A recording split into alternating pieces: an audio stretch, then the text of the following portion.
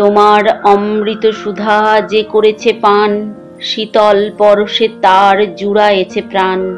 লহ গো প্রণাম হে বিশ্ব বরেণ্য, তোমার আশিসে এ জীবন হবে ধন্য। নমস্কার বন্ধুরা, আমি মিনতি পাল আজ আবার নিয়ে চলে এসেছি একটা স্বরচিত কবিতার ভিডিও। তো তার আগে আমি কিছু কথা বলে নিতে চাই।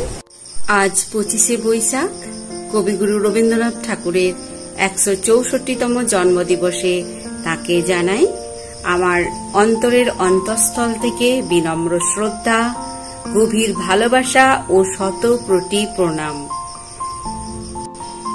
তো আজকে এই বিশেষ দিনে আমি একটা কবিগুরু রবীন্দ্রনাথ ঠাকুরের লেখা কবিতা আবৃত্তি করে শোনাচ্ছি, যেটা আমি শুধু মুখস্থ নয় আত্মস্থ করেছি। সেই কবিতার নাম হলো দেবতার বিদায়। দেবতার বিদায়, রবীন্দ্রনাথ ঠাকুর।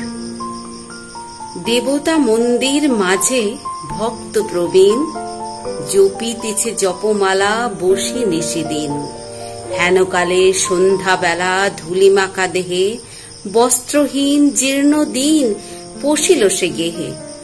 কহিল কাতর কণ্ঠে, গৃহ মোর নাই, এক পাশে দয়া করে দেহ মোরে ঠাঁই।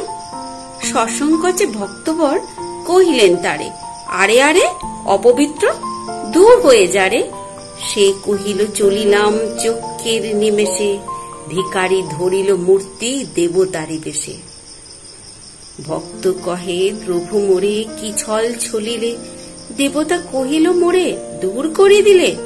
জগতের দরিদ্র রূপে ফিরি দয়াতরে, গৃহহীনে গৃহ দিলে আমি থাকি ঘরে। নমস্কার বন্ধুরা, তো কেমন লাগলো আমার কবিতা আবৃত্তি অবশ্যই কমেন্ট করে জানাবেন। পাশে থাকার অনুরোধ রইল।